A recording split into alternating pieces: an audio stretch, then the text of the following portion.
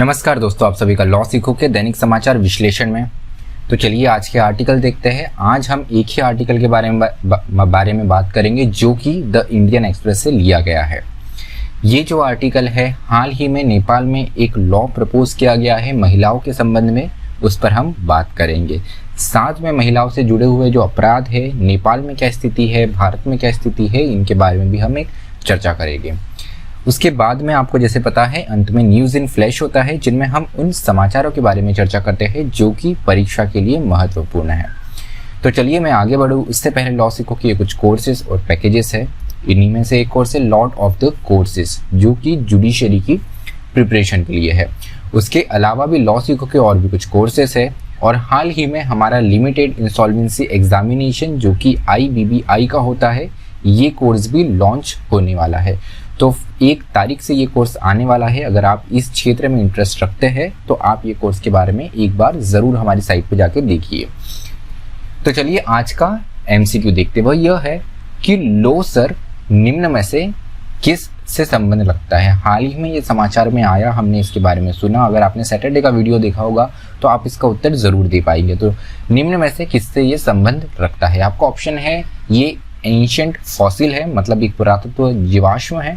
Option B है ये तिब्बती नववर्ष को कहते हैं लोसर। ऑप्शन सी है ये एक खारे पानी का तालाब है। ये ऑप्शन डी, इनमें से कोई भी नहीं। जो भी आपका उत्तर हो कमेंट बॉक्स में जरूर लिखिएगा।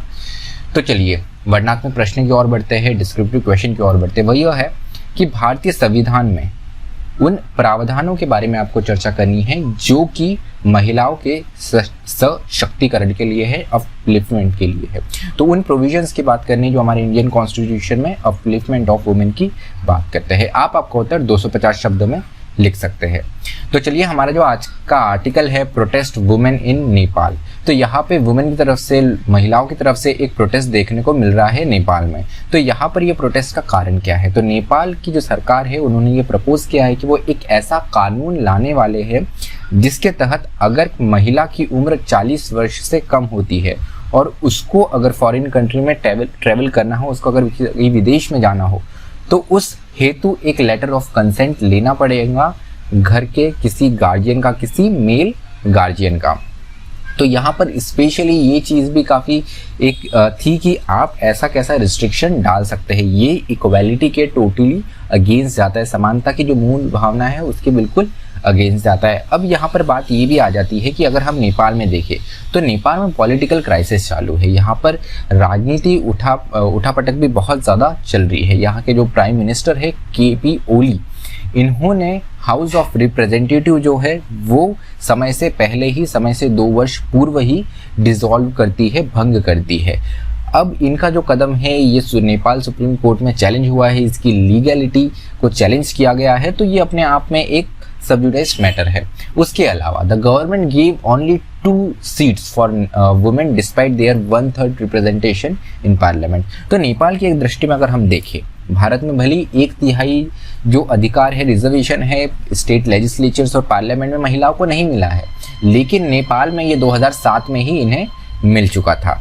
तो यहाँ पर उसके बावजूद भी अगर हम कैबिनेट देखें, अगर हम मंत्रिमंडल देखें नेपाल का, तो उसमें केवल 2 ही महिलाएं हैं। उसके अलावा government under severe criticism for failing to bring justice those guilty in large number of rape cases. तो नेपाल में एक और चीज़ जो महत्वपूर्ण है वो ये यहाँ है कि महिलाओं से जुड़े हुए जितने भी अपराध है, उन अपराधों में इतना कन्विक्शन देखने को नहीं मिलता। गवर्नमेंट उतने अच्छे तरीके से जस्टिस यहाँ पर नहीं डिलीवर कर पा रही है। उसके अलावा 1271 केसेस इन लास्ट 10 मंथ ये देखने को मिले हैं अगेंस्ट द वुमेन। ये रेप केसेस पर्टिकुलर थे। अब ये जो कानून लाया गया इसके पीछे कुछ कारण दिया गया। जब गवर्नमेंट ऑफिशियल से पूछा गया कि ऐसा कानून क्यों लाया गया, तो उनका ये तर्क था कि नेपाल में तस्करी जो है, ट्रैफिकिंग जो है, वो वुमेन की ट्रैफिकिंग जो है वो बहुत ज़्यादा है, खासकर मिडिल ईस्ट के देशों में। उसके अलावा अगर ऑफिशियल रिकॉर्ड भी इन्होंने बताया है कि 3-4 वर्कर जो है एवरी डे मृत्यु होकर उनकी मृत्यु हो जाती है, उनकी डेड बॉडी आती है नेपाल में, जो कि एक बहुत चिंता का विषय है। उसके अलावा बहुत सारे लोगों को बंधक बनाया जाता है, जो भी वो बाहर देश में काम करने जाते हैं तो उनको बिना किसी पैसे के वो वापस आ जाते हैं। बहुत सारे सेक्सुअली अब्यूज्ड होते हैं और फिजिकली भी बहुत ज़्यादा अब्यूज्ड केसेस देखने को मिले हुए हैं। तो चलिए हम थोड़े आंकड़े देख लेते हैं। अगर भारत में देखें तो भारत में नंबर्स दिए हुए हैं कि कितने नंबर अगेंस्ट द वुमेन है। उनमें के करीब 11-11.5 के प्रति के आसपास जो है वो रेप केसेस है। उसमें भी एक मेजर पोर्शन है वो गैंग रेप्स का है। उसके अलावा कुछ राज्य है जहाँ पर बहुत ज़्यादा नंबर्स है, उनमें मध्य प्रदेश, महाराष्ट्र, उत्तर प्रदेश, दिल्ली और राजस्थान कुछ ऐसे राज्य हैं जहाँ पर रेप के केसेस सबसे ज़्यादा देखने को मिलते हैं। उसके अलावा एक और आंकड़ा दिया हुआ है कि जैसे 2007 में अगर हम देखें तो 2 रेप पर आर होते थे। भाई 2016 में ये जो नंबर है ये बढ़ के डबल हो चुका है और अभी भारत में एक घंटे में अगर हम देखें 2016 के नंबर देखें तो 4 रेप केसेस देखने को मिलते हैं। उसके अलावा ये कुछ कन्विक्शन रेट्स है जो कि अभी हाल ही में अगर देखें तो ये 25% से भी 25% के आसपास चल रही है। एनसीआरबी के 2016 का डेटा है। तो चलिए न्यूज़ इन फ्लैश देखते हैं, समाचार देखते हैं। तो वर्ल्ड की ओल्डेस्ट बियर फैक्ट्री जो है उसकी खोज हुई। अब ये हुई इजिप्ट में। इजिप्ट का जो कैपिटल है कायरो के पास में ये मिला है। नाइल रिवर के जो नील नदी है उसके वेस्ट साइड पे ये एंशियंट जो एक पूरा स्ट्रक्चर है ये मिला है। उसके अलावा महत्वपूर्ण बात ये है कि जो किंग नार्मे थे उनके समय का ये पाया गया है। ये फर्स्ट डायनेस्टिक पीरियड था 13,150 BC से लेकर 2613 BC तक। तो चलिए दूसरा समाचार देखते हैं जो कि है इंटरनेशनल चाइल्डहुड कैंसर डे के बारे में। तो 15 फरवरी को ये हर साल बनाया जाता है। ये जो पर्टिकुलर यहाँ पर है 2002 से ये कंटिन्यूसली बनाया जा रहा है।